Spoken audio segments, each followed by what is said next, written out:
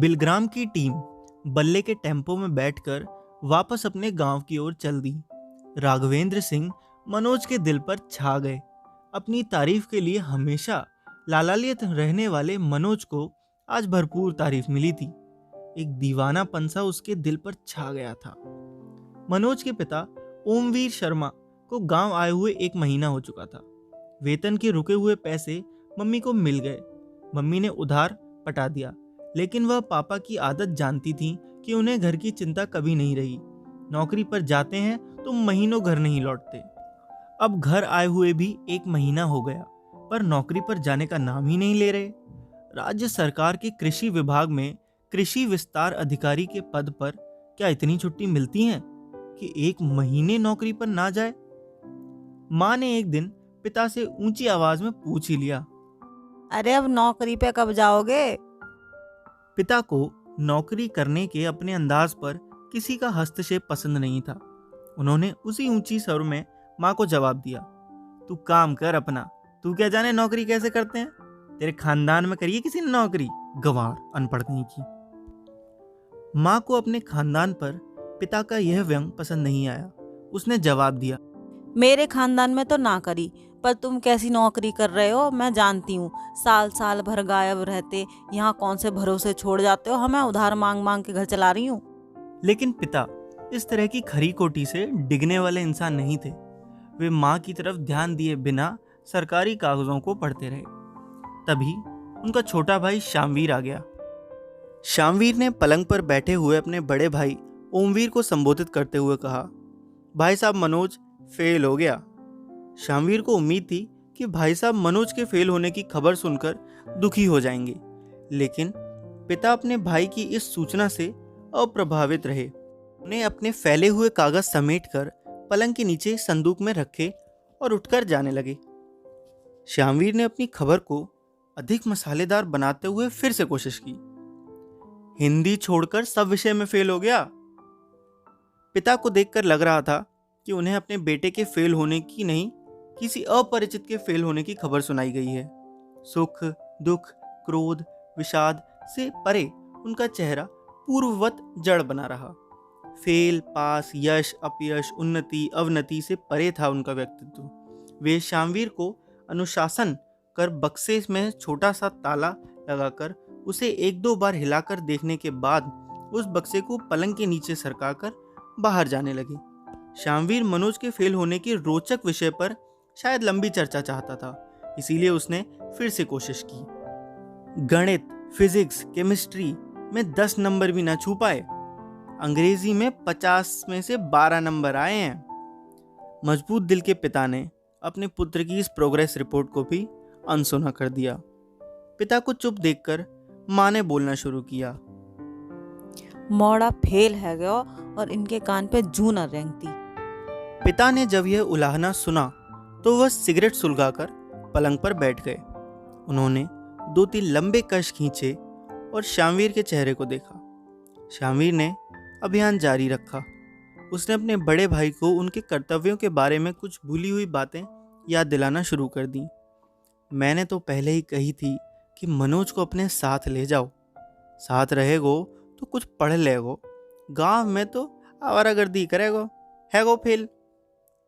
मनोज 8वीं क्लास तक पिता के साथ ही रहा था। रायपुर, गरियाबंद और फरसाबाद में पूरा परिवार साथ रहा, लेकिन 4 साल से मनोज, दीपक, छोटी बहन रजनी और माँ को गांव में ही रहना पड़ रहा है। पिता उन्हें अपने साथ डिंडोरी नहीं लेके गए। मनोज ने पढ़ाई के लिए सबसे ज़रूरी 4 साल गांव में रहकर बर्बाद कर दिए। दीपक को पढ़ाई में रुचि नहीं थी। उसने तो 8वीं के बाद ही पढ़ाई छोड़ दी थी और रजनी तो लड़की थी। पिता की नज़र में उसे पढ़ाई की कोई ज़रूरत नहीं थी। पिता को अब शामवीर के इस एक तरफा डिस्कशन में बिल्कुल रुचि नहीं थी। उन्होंने पलंग पर बैठे बैठे सिगरेट की राख को झाड़ा और भारी आवाज़ में निष्कर्ष वाक्य बोला, अगले साल है जाएगा पास। इतना कहकर लापरवाही से और झूमती हुई चाल से सीढ़ियों से नीचे उतरने लगे। उतरते हुए उन्होंने माँ से कहा, 10 बज गए, नाश्ता कब बनावेगी? भूख से मारवे को विचार है का? मनोज को जब पता चला कि वह हिंदी को छोड़कर सभी विषयों में फेल हो गया है तो वह दुखी होकर पुलिया के किनारे हनुमान जी के मंदिर चला गया। हनुमान जी की मूर्ति के सामने बैठा वह काफी देर आंसू बहाता रहा। हिंदी के पेपर में उसे 100 में से 62 नंबर मिले थे। हिंदी सरल होने के अलावा उसकी रुचि का विषय भी था। उसे उपन्यास, कविताएं और कहानियां पढ़ने का शौक था, पर केवल हिंदी अकेले बेड़ा पार नहीं लगा सकती थी। अंग्रेजी ने भी धोखा दिया था। माय बेस्ट फ्रेंड पर निबंध लिखते समय केवल पहली लाइन मनोज ने ठीक लिखी थी, my best friend is Rakesh. इसके बाद उसे टूटी फूटी गलत स्पेलिंग और गलत टेंस का सहारा लेना पड़ा। वह 2-3 लाइन आगे के नहीं लिख पाया। मंदिर से बाहर निकलकर वह अपने दोस्त राकेश के घर चला गया। दुखी मनोज को राकेश ने सांत्वना देते हुए कहा, अरे अब तो दिन भर है गयो, कब तक मुंह लटका के रहेगो? अरे अगले साल है जाएगो पास। कुंभ को मेलो ना है जो 12 साल बाद आवेगो, हर साल परीक्षा होगी। विष्णु फर्स्ट डिवीजन से पास हुआ था। उसे अपने पास होने की खुशी थी, पर मनोज को सांत्वना देना उसकी मजबूरी भी थी। उसने मनोज से कहा, मैंने तो पहले ही कही थी कि पढ़े ले, नकल को कोई भरोसा ना है। मनोज ने विष्णु की समझाइश का उत्तर देते हुए कहा, मुझे समझ ही ना आते गणित के सवाल, कैसे पढ़ लूं? तीनों मित्र बातें करते करते मनोज के दरवाजे के सामने कुएं पर पहुंच गए। कुएं पर महिलाएं पानी भर रही थीं। बूढ़ी महिला ने मनोज से कहा, ए लल्ला तू आएगो, नेक बाल्टी खींच दे। मनोज ने बाल्टी खींच दी। आदत के अनुसार बूढ़ी महिला ने अपना रटा रटाया आशीर्वाद दे दिया। लल्ला तू फर्स्ट ते पास होएगो। मनोज ने आशीर्वाद सुना तो निराश फीकी हंसी उसके होठों पर आ गई। तब तक उसके चाचा श्यामवीर कुएं के पास आ चुके थे। उन्होंने भी बुढ़िया का दिया आशीर्वाद सुन लिया। उनसे रहा नहीं गया। उन्होंने अपनी आवाज को तेज करते हुए सुनाना प्रारंभ किया, जिससे आसपास खड़े ज्यादा से ज्यादा लोग सुन सकें। अरे ताई अब का फर्स्ट आवेगो, मनोज तो पास ना हो पायो, फर्स्ट की तो दूर की बात है। वहां खड़े सभी लोगों ने श्यामवीर द्वारा दी गई जानकारी को सुन लिया था। मनोज अपने इस सार्वजनिक अपमान से आहत हो चुका था। राकेश के दिमाग में बहुत देर से एक बात रुकी हुई थी। उसने कहा, मैं तो कह रहा हूं पढ़ाई लिखाई में अब कछू ना धरो, BA MA चप्पल झटका रहे हैं। मनोज तू तो कोई काम धंधो शुरू कर दे। मनोज को राकेश का विचार अच्छा तो लगा, पर वह अपने घर की आर्थिक स्थिति जानता था। राकेश धंधे के लिए लाखों रुपए चाहिए, कहां से आएंगे? निराश और अनिश्चित मनोज अपने घर पहुंच गया। छोटा भाई दीपक सुबह से गायब था। माँ अपने छोटे बेटे के इस तरह गायब होने से परेशान थी। माँ ने पिता से दीपक के अब तक घर न आने की चिंता व्यक्त की। सवेरे आ जाएगा, परेशान ना हो तू, जा रोटी बना। इतना कहकर पिता निश्चिंत भाव से छत पर टहलने चले गए। अगले दिन सुबह 7 बजे दीपक घर आ गया। दीपक अपने किसी दोस्त के यहाँ जौरा चला गया था।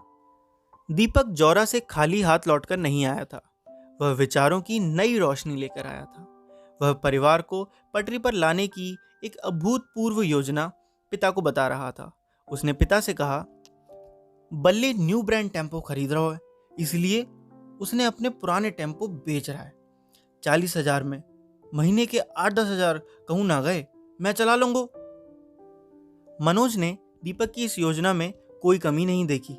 वह जानता था कि उसके आसपास के सभी लड़के यही काम तो कर रहे हैं। कोई टेम्पो चला रहा है, कोई इलेक्ट्रीशियन का काम कर रहा है। जिसके पास पैसा कुछ अधिक था उसने जौरा में किराने की दुकान खोल ली। STD का चलन बढ़ रहा था तो किसी ने STD बूथ डाल लिया। सभी जानने वाले लोग यही सब काम कर रहे हैं। जिनके पास जमीन थी वे खेती कर रहे हैं। मनोज के पिता और चाचा श्यामवीर दोनों के पास खेती के नाम पर केवल 3 बीघा जमीन थी, जिसमें साल भर के लिए खाने लायक गेहूं के अलावा कुछ नहीं होता था। इसीलिए नौकरी या धंधे के अलावा उनके पास कोई दूसरा विकल्प नहीं था। 12th में फेल होने के बाद नौकरी की कोई उम्मीद उसके लिए नहीं बची थी। इसीलिए दीपक का प्लान उसे ठीक लग रहा था। लेकिन पिता के पास टेम्पो खरीदने के पैसे नहीं थे। पिता ने बहाना बनाया, टेम्पो चला के घर की इज्जत बिगाड़ेगा, अब पढ़ो लिखो परिवार है हमारो।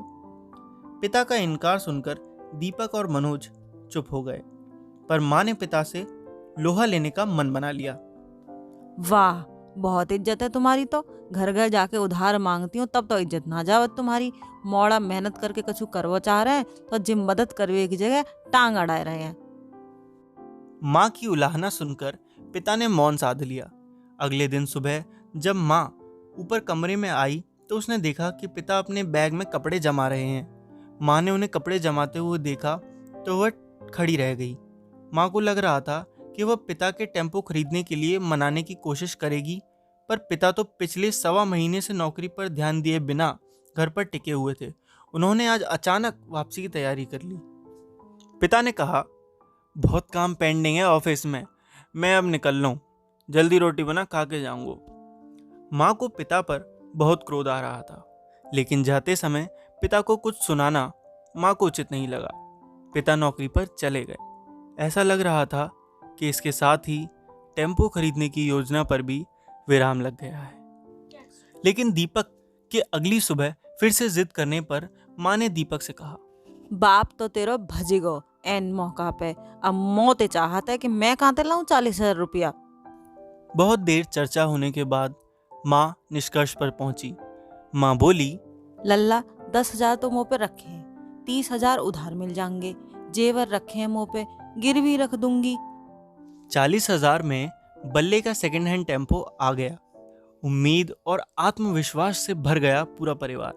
दीपक ड्राइविंग सीट पर बैठ गया। किराया इकट्ठा करने की जिम्मेदारी कंडक्टर का पद संभालने वाले मनोज को मिली। अपने गांव से निकलते ही 5 सवारियां मुरैना की मिल गईं। टेम्पो मुरैना की ओर बढ़ चला। मनोज ने नई जिम्मेदारी को जोश के साथ निभाना शुरू कर दिया। टेम्पो से शुरू हुआ मनोज का ये सफ़र कैसे यूपीएससी तक चला जाएगा, ये जानने के लिए सुनिए अगला एपिसोड। तब तक मैं आपसे विदा लेता हूँ, फिर मिलूंगा अगले एपिसोड में। तब तक हंसते रहिए, मुस्कुराते रहिए और चैनल को सब्सक्राइब करके जाइएगा।